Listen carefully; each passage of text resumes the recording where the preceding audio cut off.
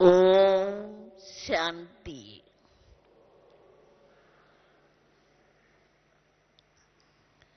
आप सभी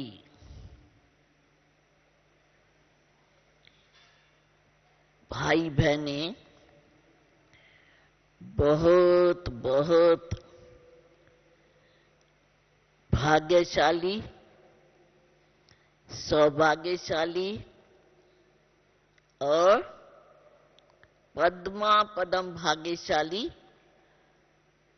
आत्माएं हैं जो इस कल्याणकारी संगम युग पर, संगम युग के भी अब के सीजन में प्यारे बाप दादा से परमात्म मिलन का अनुभव करने और अपने इस ब्राह्मण जीवन की जो विशेषताएं हैं उन सबको सुनते हुए, देखते हुए अपने जीवन में प्रैक्टिकल धारण करने का पुरुषार्थ कर रहे हैं। ये भाग्य भी सारे कल्प में इसी संगम युग में एक ही समय हम अनुभव कर सकते हैं, क्योंकि हमारी ये जीवन जो ब्रह्मांड जीवन है यह ईश्वरी पालना, परमात्म पालना, परमात्म पढ़ाई, परमात्मा डायरेक्ट आकर जो हमको देते हैं,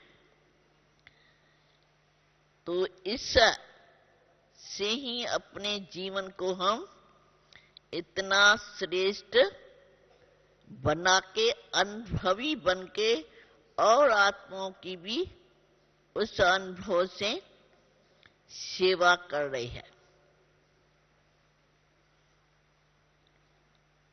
तो आज हम आप सबको हमारी ही ये शुभेच्छा थी कि हम अपने आए हुए भाई बहनों को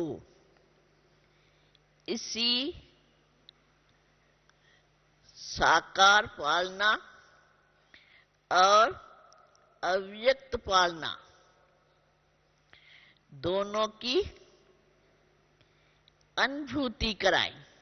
वैसे तो आप सब ले ही रहे हैं, लेकिन इसकी भी बहुत ही एक विचित्र अद्भुत एक अनुभव है जो हमने अपने इस छोटी सी जीवन में किया है।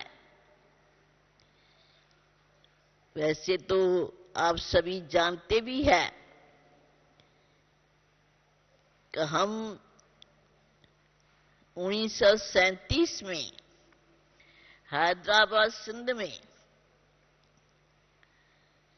जब बाबा ने हम बच्चों के लिए, छोटे छोटे बच्चों के लिए एक बोर्डिंग खोला।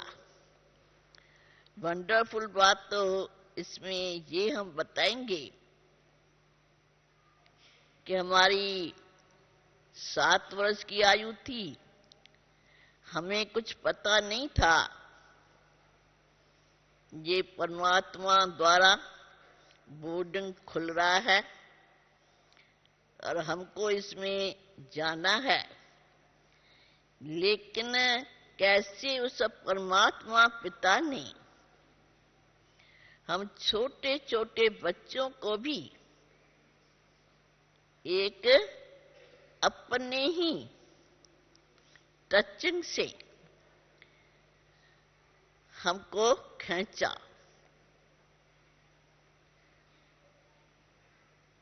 हम यही जब अपने अनुभव को याद करते हैं तो ये बड़ा एक लगता है कि अभी जो आत्माएं हमारी आ रही है, बाबा के बच्चे बने हैं,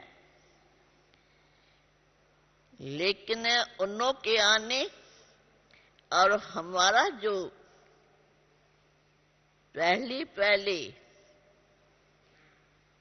बाप दादा ने हम बच्चों को खींचा,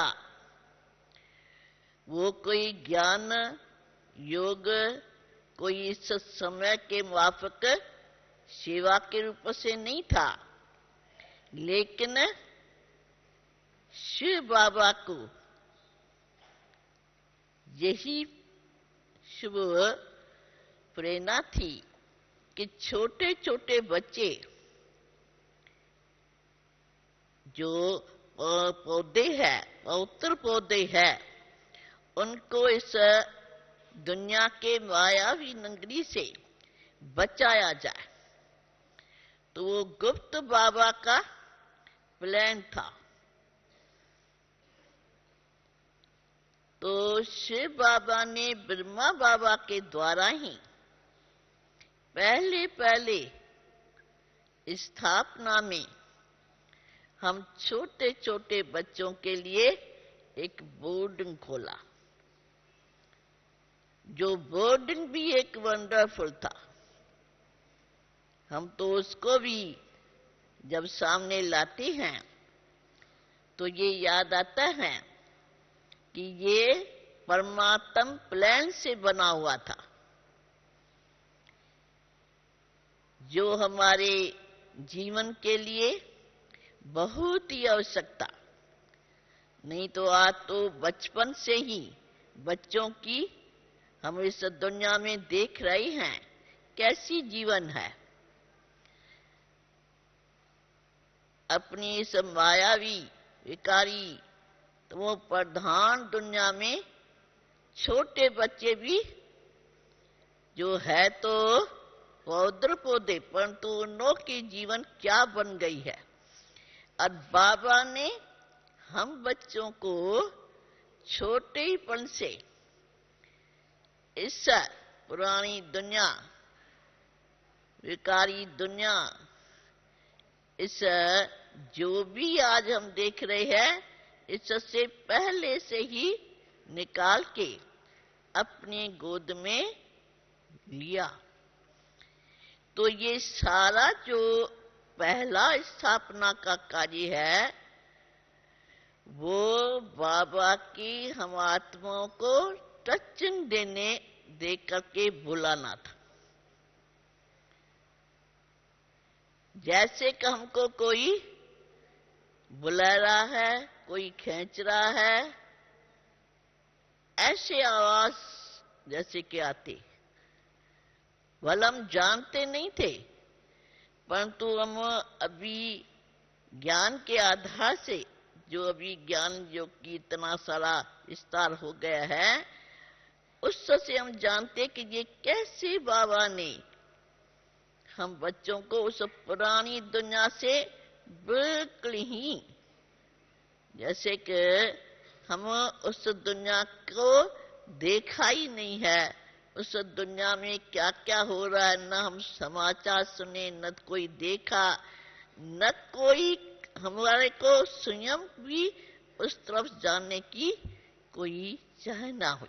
जैसे कि सब बात में बाबा ने हमारे बुद्धि का ऐसा परिवर्तन किया, जिस लौकिक रीति से भी माँ बाप जो थे उन्हों के ही छुट्टी से आए, परंतु जैसे हम बाबा के सामने आए और बाबा ने हम बच्चों को अपनी दृष्टि से देख करके कहा ये पवित्र पौधे हैं, तो हमारे भी जीवन का उसी समय जैसे कि परिवर्तन हो गया। जो हमारी किसी भी देहधारी, चाहे संबंधी हैं, चाहे कोई भी आज दुनिया की कोई भी आत्माएं है, किसी तरफ भी हमारे बुद्धि का लगाव न रहा। आज 72 वर्ष हो चुके हैं।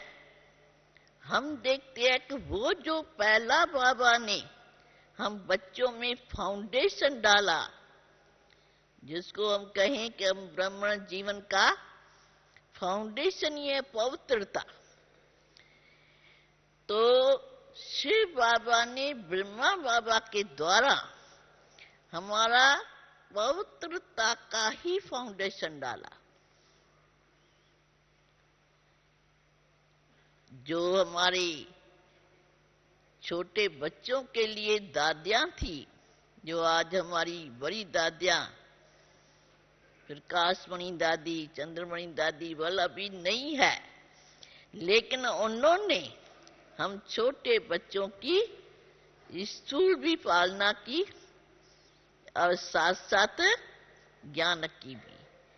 तो पवित्र आत्माओं द्वारा ही हमारी पालना मिली। और शिव बाबा ने जो ब्रह्मा बाबा के द्वारा स्थापना की, जिसमें ब्रह्मा बाबा ने पूरा ही अपना तन मन धन समर्पित किया। पहला नंबर समर्पण होने का ब्रह्मा बाबा का ही पाठ रहा। तो वो जो धन था, उसके द्वारा ही हमारी पवित्र धन समर्पित जो ब्रह्मा बाबा का दिया हुआ था, उस द्वारा पालना हुई। यानी तन भी बाबा का, धन भी बाबा का पवित्र, और जो भी हमारे स्थूल पालना के लिए दादियां रखी वो भी पवित्र। तो हमारा फाउंडेशन ही जैसे पवित्रता का हुआ। जो आज हम देखते हैं कि वो पवित्रता का फाउंडेशन ही हमारे जीवन रूपी इमारत को बड़ा सहज जैसे कि बनाता गया। और यही हम कहेंगे कि वास्तव में हम ब्राह्मण, जो ब्रह्मा मुखवंशाली ब्राह्मण बच्चे हैं, उनके लिए ये पवित्रता का फाउंडेशन है।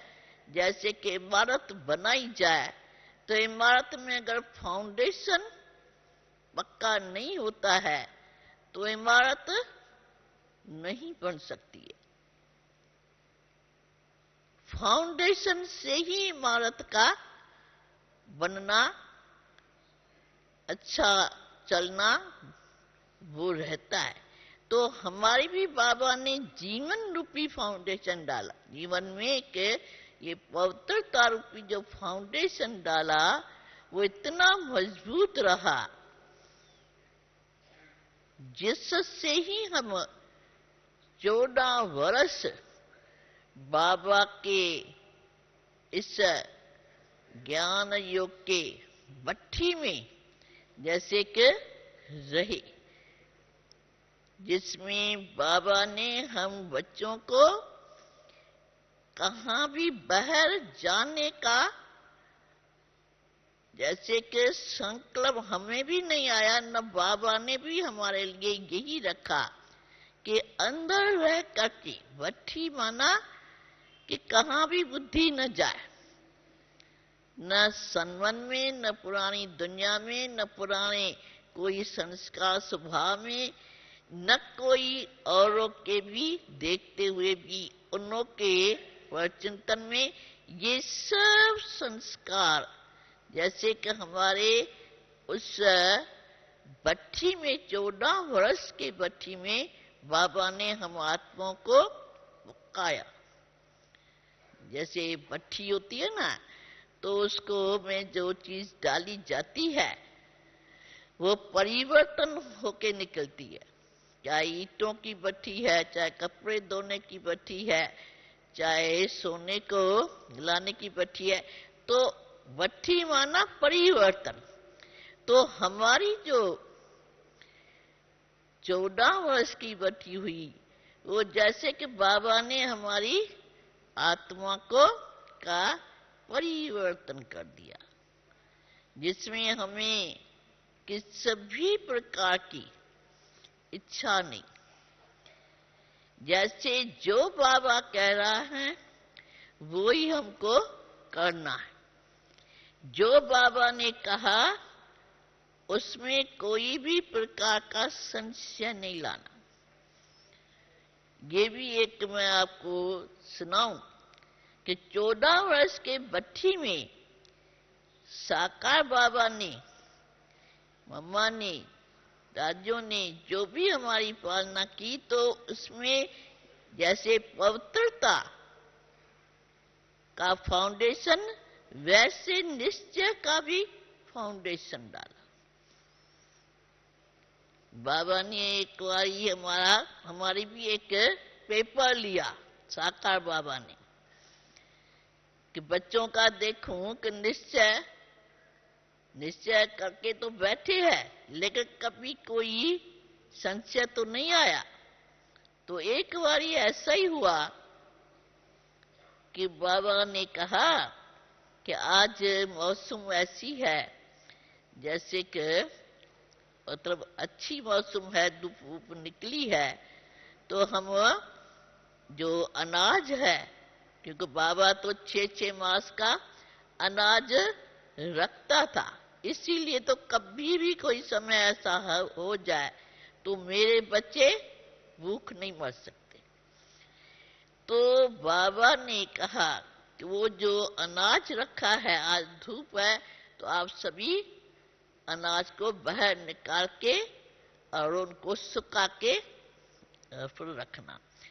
तो हम सभी, जो भी बाबा कहता था, हम सब मिलकर के, भाई भी थे, बहनें भी थी, 400 के करीब में थे हम भाई बहनें। पहले तो हम छोटे बच्चे आए, लेकिन उसके साथ साथ परिवार यानी पूरा ही हम टोटल 400 थे। तो सब मिलकर के हम वो अनाज निकाला, सुखाने लगा। फिर बाबा ने कहा कि बच्चे आज बारिश आ जाएंगी, इसलिए अभी आप फिर उठाओ, नहीं तो बारिश में फिर खराब हो जाएगा। तो हम सभी ने कहा ठीक है, बाबा कह रहा है तो हम उठाते हैं।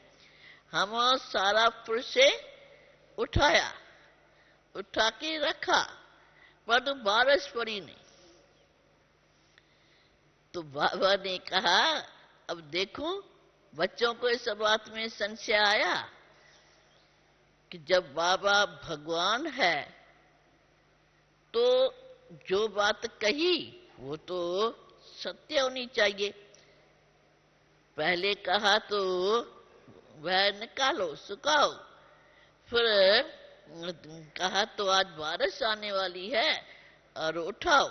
हमने तो सब किया, फिर बारिश पड़ी नहीं। तो बाबा ने हम सबको बिठा के पूछा, बच्चे आज जो किसी को भी इस बात का संशय आया कि भगवान ने कहा और वो बात तो ऐसे हो गई, तो सचमुच होता है। हमको तो ये भी बाबा ने जो कहा वो भी सच और न हुआ वो भी सच्चाई, यानी कोई बात में ये संशय आवे कि भगवान है तो फिर ऐसे कैसे हुआ, जो कहा वो हुआ ही नहीं।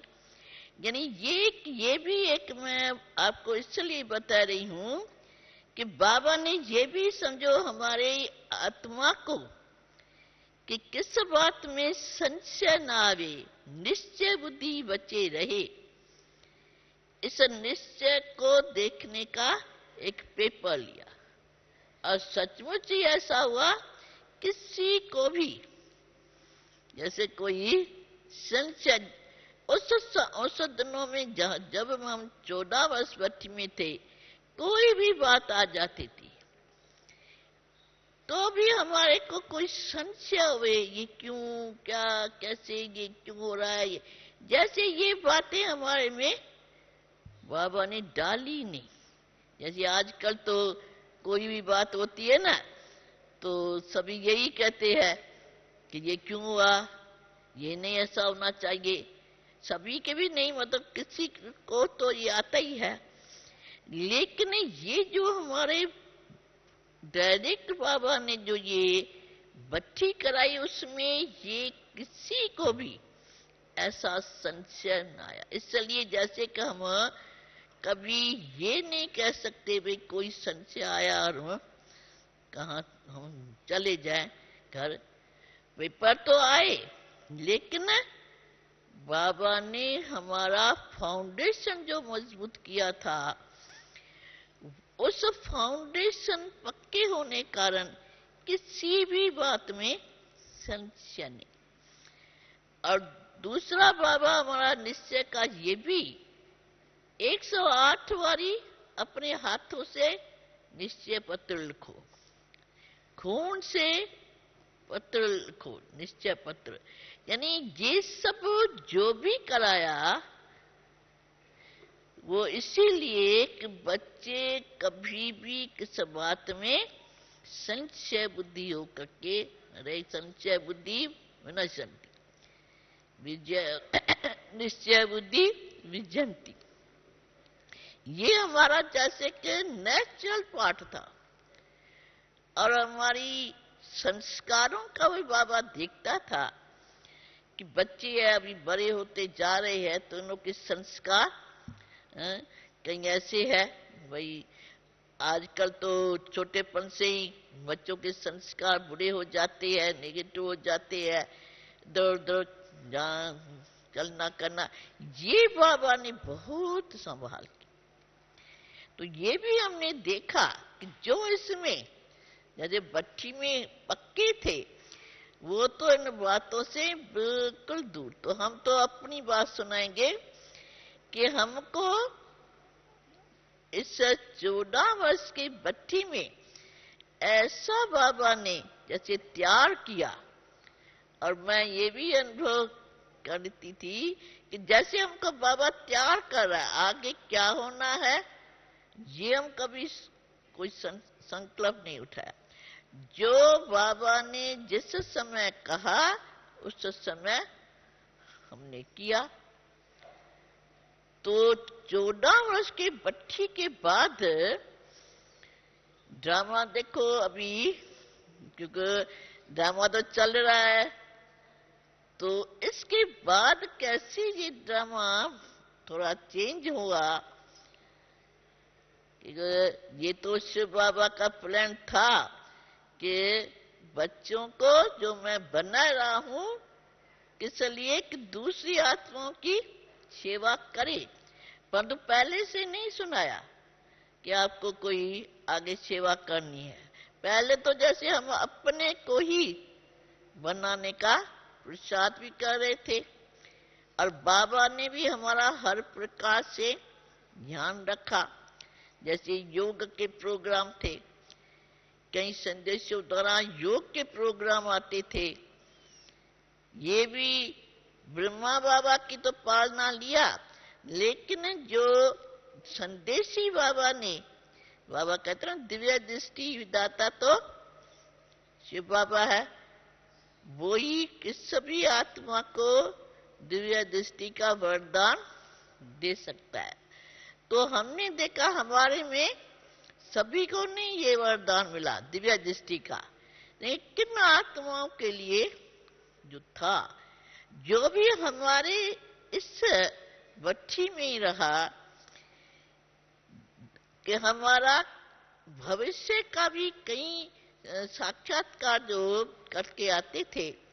बाबा तो हमेशा कहता है ना कि भाई आप अभी ब्राह्मण है सो देवता बनेंगे, लेकिन देवताई जीवन क्या होती है ये तो हमको विस्तार से नहीं था, लेकिन संदेशों के द्वारा एक बारी बाबा ने ये प्रोग्राम बाबा ने किया कि हमारी गुलजार दादी संदेशी का नंबर 1 पार्ट तो उसका ही था, बाकी भी संदेशा थी, लेकिन नंबर 1 जैसे कि उसका संदेशी का पार्ट था। तो मुझे ये भी याद आया कि बाबा ने संदेशों द्वारा भी काफी हमारे जीवन को थोड़ा और भी बनाने का, तो किस भी बात में इनों को यानी निश्चय कम न हो, तो भविष्य का भी साक्षात्कार कराने के लिए एक बार गुलजार दादी को शहजादी वहां कैसे होती है, शहजादी जैसे महाराजा महारानी उनके आगे एक बच्चा एक बच्ची शहजादा और शहजादी हुई, तो वहां शहजादी के पार्ट दिखाने के लिए सिर्फ 2-3 दिन के लिए, 2 दिन ही था, दिखाने के लिए उसको उसकी आत्मा में वो संस्कार इमर्ज किए। तो हम तो आपस में ही थे, तो मैं ही उनके साथ दादी के साथ जैसे मतलब सख्य रूप में जैसे रहते थे। तो जब उसमें ये शहजादी के रूप से 2 दिन पूरा रही, जैसे कि वो संस्कार इमर्ज थे, तो ऐसे हमने पूछा कि आपके माँ बाप कौन से हैं। जैसे हमारे सावी जो भी यज्ञ में थे उनमें आपके माँ बाप कौन से हैं, पर ये भी बाबा की दिखाने के लिए। तो हमारी बड़ी दीदी मनमोहिनी और एक ब्रज शांता बहन जो आजकल पुणे में है, ये बताई कि ये मेरी माँ है, ये मेरा बाप है। तो माँ को तो दिखा तो भाई ये माँ है, बाप जो है वो उस समय वहां नहीं थी, वो कहाँ खटिया भुन रही थी, जैसे हम खटिया भुनते हैं ना, जो भी खटिया का नवारे भुनते थे, वो कोई दूर कहाँ खेल टेनिस कोर्ट में वो कर रही थी। तो हम उसको चक्कर लगाते लगाते वहां ले गए, वो देखा कि ये तो मेरा बाप का, ये मेरा बाप है, लेकिन वो तो खटिया बुन रही थी। तो जैसे शहजादी को आता है ना भाई मैं शहजादी और ये ऐसा काम, मतलब दिखाने के लिए, वैसे तो कोई ऐसी बात नहीं है, लेकिन वहां शहजादी कैसे रहते हैं और वो दिखाने के लिए, जैसे उसको कहा कुछ नहीं लेकिन दिखाई पड़ा कि ये काम उस शहजादी जो उनके बाप के रूप में उसने देखा वो तो नहीं कर सकती। तो इस प्रकार से फिर मैंने पूछा आप किस राजधानी की शहजादी हो, क्योंकि वहां 8 बात से ही चलेंगी। तो कहा मैं 4था नंबर की हूं। तो ये भी पता लगा। ऐसे भाई वहां स्कूल में पढ़ाई कैसे करते हैं, आप पढ़ाई कैसे करते हो ऐसे पूछा, तो बताया कि वहां तो पढ़ाई कोई वो नहीं होती है, जैसे खेलने कूदने के लिए से, पर तो वो भी पढ़ाई नहीं, राजधानी कैसे चलाई जाए वो वहां सिखाया जाता है। और कई चीजों के भी नाम बताए, जैसे हम यहाँ तेल लगाते हैं तो कहते तेल चिलकारी, पेस्ट लगाते यानी दांत चिलकारी, नाम जो होते हैं ना वहां के, वो जैसे अर्थ सेत यहाँ तो ऐसे ही नाम रख देते हैं ना। तो ये भी एक बताया कि वहां की भाषा जो होंगी होंगी हिंदी, परंतु अर्थ सेत। तो ऐसे ऐसे मैं तो एक मिसाल देती हूँ, यानी बाबा ने हमारे को ऐसी बातें दिखाते हुए भी निश्चय कराया कि बच्चे आप अभी तो बाबा के पास बैठे हो, अभी तो ब्रह्म रूप से हो, लेकिन भविष्य जो देवता बनना है तो देवताई जीवन क्या होती है, वहां कैसे सवेरे उठते हैं, कैसे वहां पढ़ाई करते हैं, कैसे वहां आपस में प्यार रहता है, रास विलास करते हैं। तो ये सारी जो बाबा ने हम बच्चों को दिखाया, उससे हम और ही पक्के हो गए। तो वो जैसे कि हमारी ब्राह्मण जीवन, ब्राह्मण जो बाबा कहते हैं तो पक्के होने चाहिए, तो हमारी ब्राह्मण जीवन को पक्का बाबा ने कराया।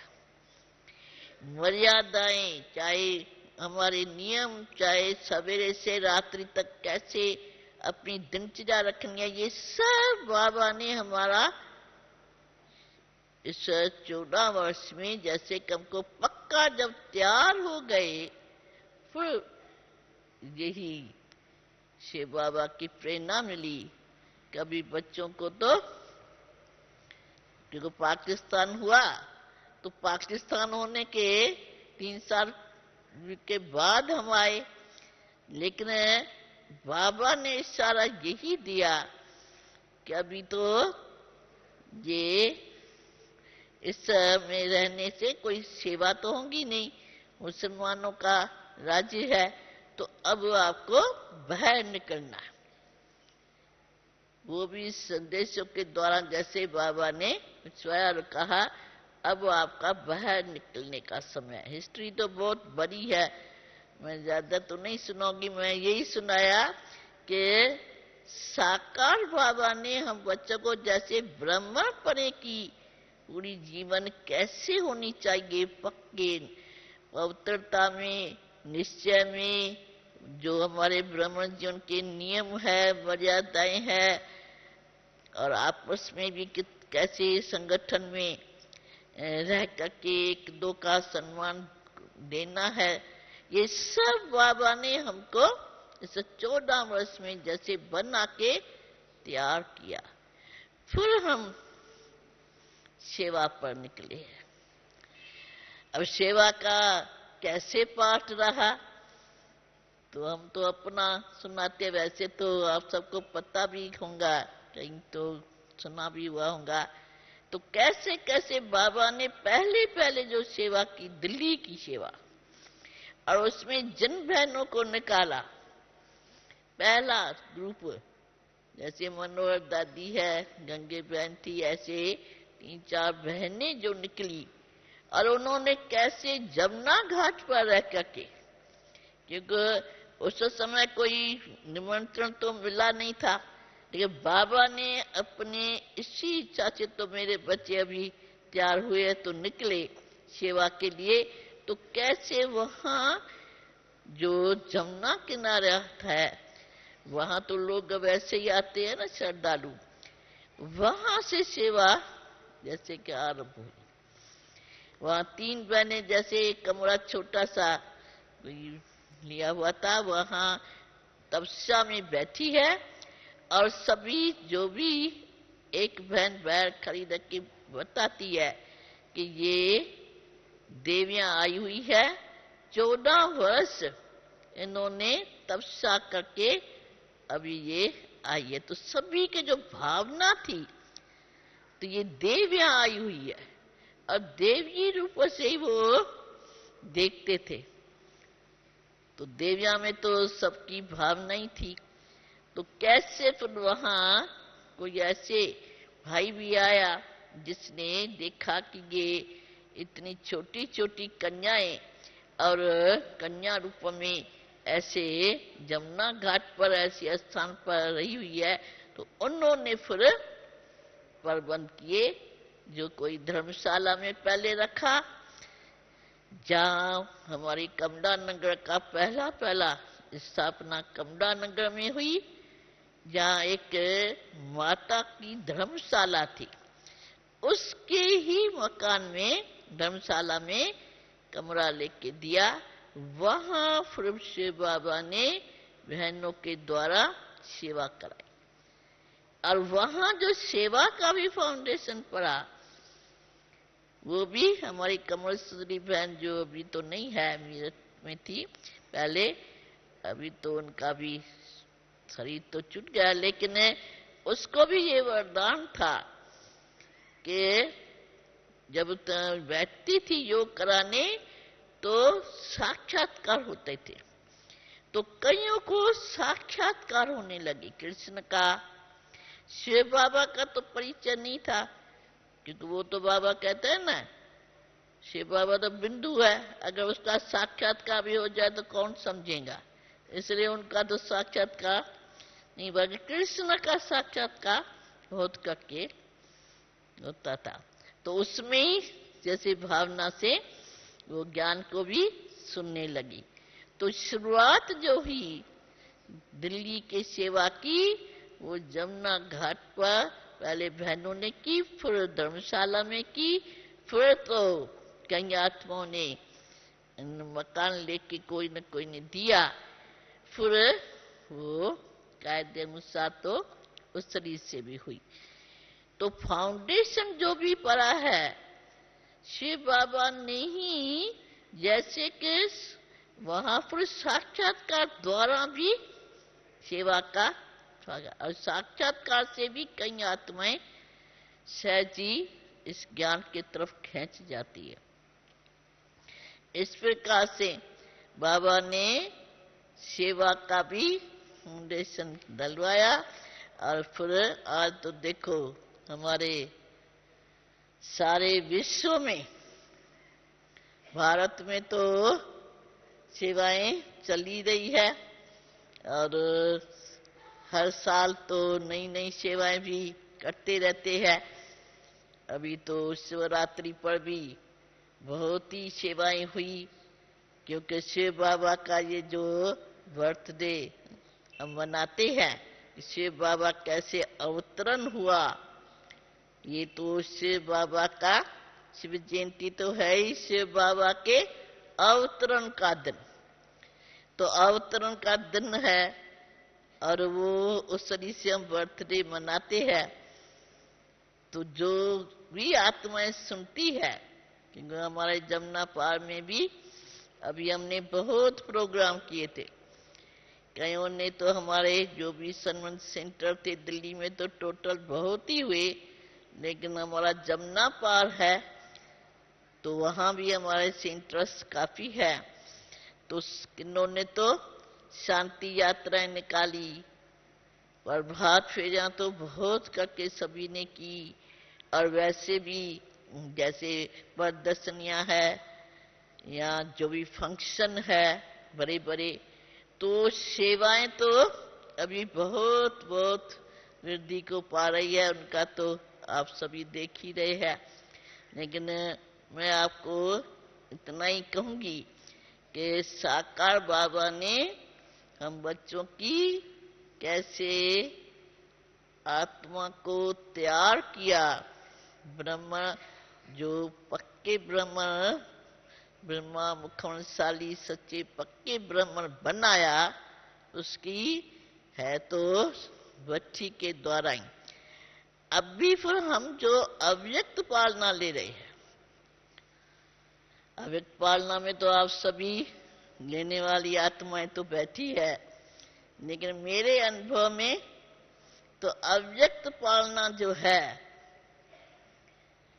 वो भी हमारा सभी आत्माओं के लिए बहुत ही आवश्यक है। जैसे साकार पालना में तो सभी का पाठ नहीं रहा, कोई का हुआ भी है, कोई साकार और अव्यक्त दोनों ही पालना ली हुई बैठे होंगे, परंतु कोई सिर्फ अव्यक्त पालना में ली हुई आत्माएं है। लेकिन अव्यक्त पालना का भी बाबा ने ये पाठ कैसे हुआ, ये भी है तो बहुत बड़ी हिस्ट्री, पर तो मैं ये सुनाऊंगी कि अव्यक्त बाबा जब ब्रह्मा बाबा,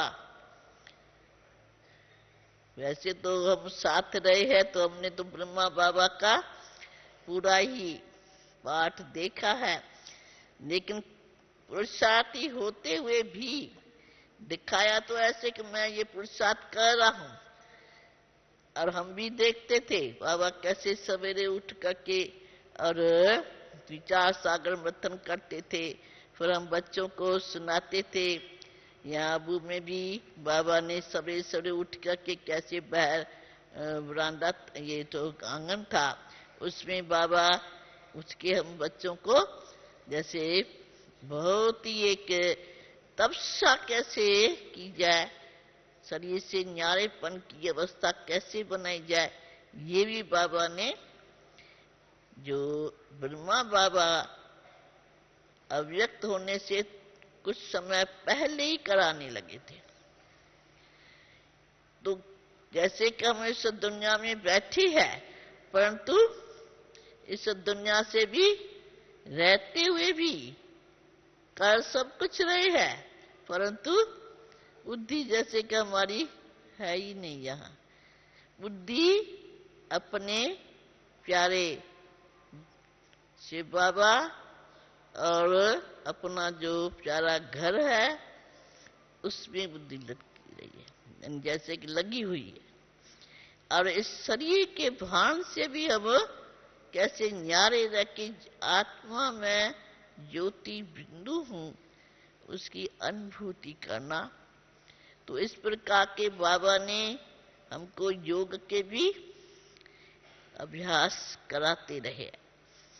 लेकिन जब से बाबा अव्यक्त बना, जिसको हम कहते हैं कि अभी हमारा ब्रह्मा बाबा अव्यक्त फरिश्ता है, तो मैं तो यही कहूंगी कि अभी अव्यक्त बाबा हमको फरिश्ते बनाने की ये पालना दे रहा है। ब्रह्मन बन गए, लेकिन फरिश्ता बनना है। फरिश्ते का तो लक्षण हम जानते हैं, फरिश्ता अर्थात डबल लाइट, फरिश्ता अर्थात जिसका पांव इस धरनी पर न हो, बुद्धि रूपी पांव इस धरनी पर न हो। तो ये स्टेज जो बनानी है, जैसे ब्रह्मा बाबा ने अपनी साकार में बनाई और अव्यक्त फरिश्ता बना, अब वो फिर हम आत्मा को बनाने के लिए ये अभी पाठ चल रहा है, जिसमें बाबा का जो अव्यक्त मूल्य भी है, ये भी आप तो सभी सुनते ही है। लेकिन मुझे तो उससे भी यही लग रहा है कि बाबा हर एक मूल्य में, इस सीजन के मूल्य में भी बाबा ने क्या दिया। मुझे एक बात ये बहुत बाबा की अच्छी लगी लास्ट मूल्य में भी, कि बच्चों की श्रेष्ठ कर्मों की और शांति की शक्ति भरने की अभी बैंक है, बैंक खुली है। याद है ना सबको? बाबा ने बैंक नाम से हमको ध्यान खिंचवाया। जैसे बैंक में क्या करते हैं, जमा करते हैं ना, वो तो अपना धन को जमा करती है, तो ब्याज सहित उनको मिलता है। तो बाबा ने हम बच्चों को अव्यक्त रूप से जो मूल्य में कहा है, बच्चे अब इस संगम युग पर ये जमा का खाता एक शांति के शक्ति का और दूसरा श्रेष्ठ कर्मों का, ये खाता जमा करने की ये बैंक है। तुम सबके ये ध्यान में होंगी।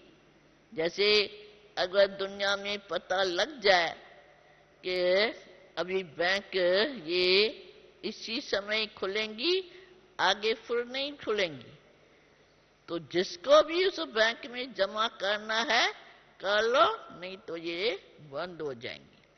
तो बाबा ने भी हम बच्चों को ये चैलेंज दिया, और ये बहुत जरूरी है इस समय के अनुसार।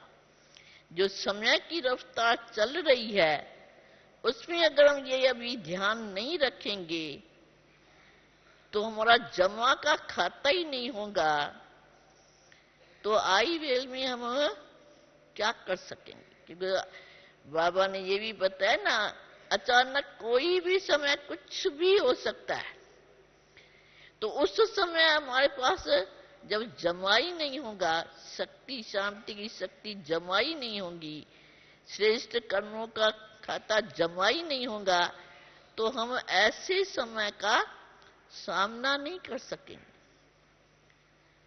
फिर तो क्या होगा, बचता नहीं होगा। तो इसलिए बाबा ने हम बच्चों को ये चैलेंज दी है, जैसे कि बतलाया है।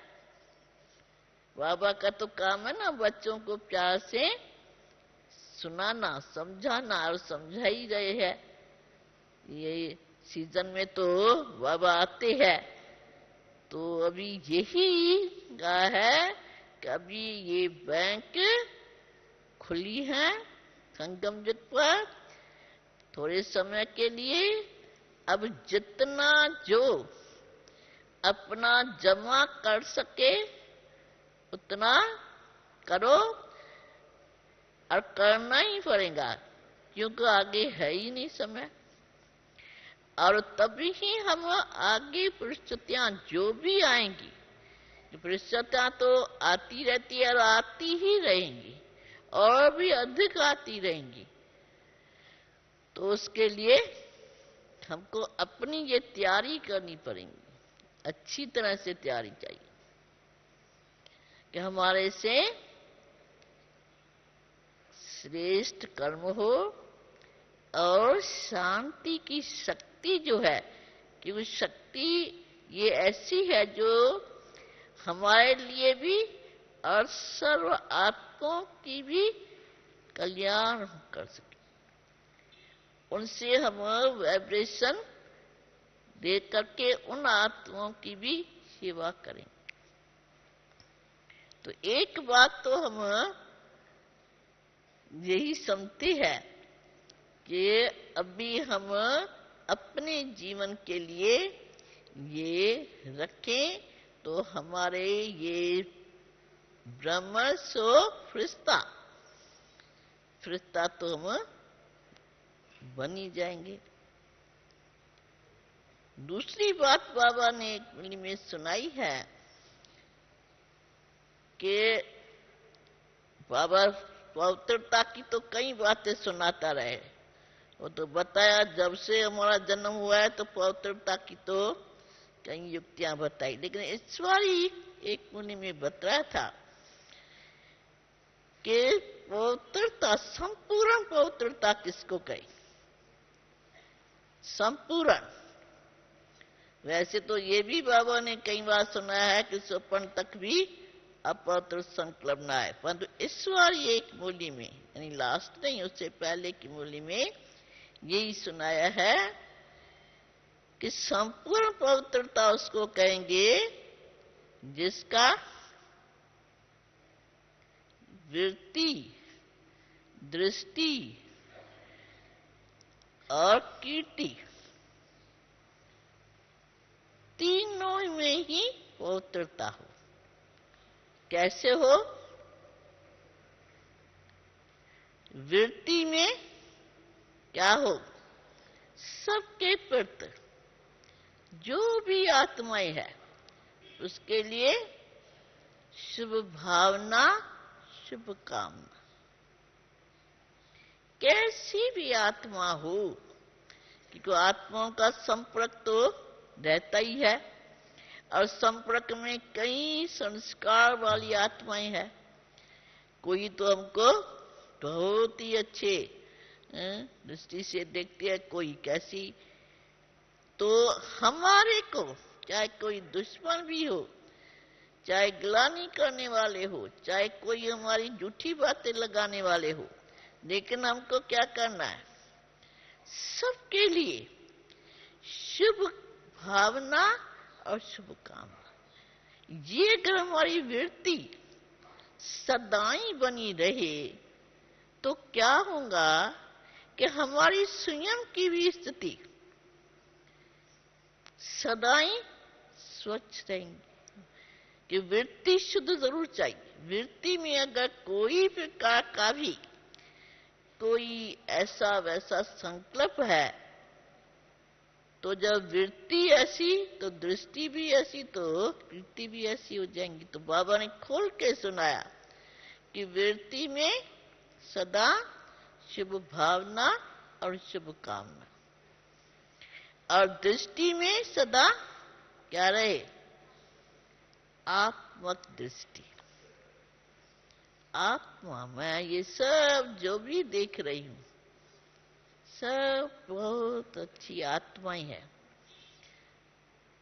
जो हमारा आदि अनादि संस्कार है तो वही शुद्ध पवित्र। तो उस रीत से हम ऐस आत्माओं को भी आदि और अनादि हम सब आत्माएं शुद्ध और पवित्र उस दृष्टि से देखें। देख तो इस आंखों से रही है, परंतु ये आंखों में हमारी और कोई दृष्टि न हो, आत्मक दृष्टि हो, जिससे क्या होगा कि आत्मक दृष्टि होने से हमारा एक दो में प्यार स्नेह रहेगा, और किसी के भी कोई भी कमी कमजोरी या अवगुण कहीं पर बुद्धि नहीं जाए। और कीर्ति कैसे चाहिए?